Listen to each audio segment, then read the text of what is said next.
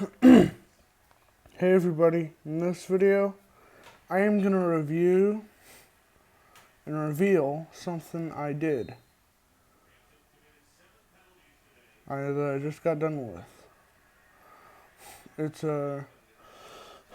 the red Mercedes 6x6 AMG that I reviewed in my last video, along with a white Mercedes A-Class.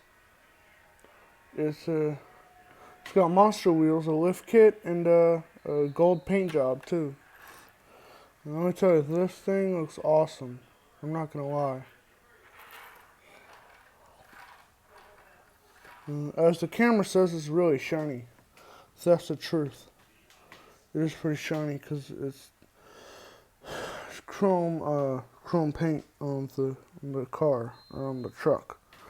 As always, ladies and gentlemen, smash that like button, subscribe, and turn on notifications to stay cool.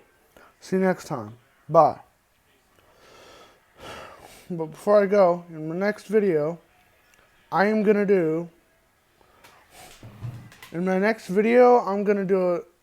noticing a lot of YouTubers doing a challenge called the Paint It Pink Challenge. I'm going to do that challenge in my next video. But yeah, there you go. Bye.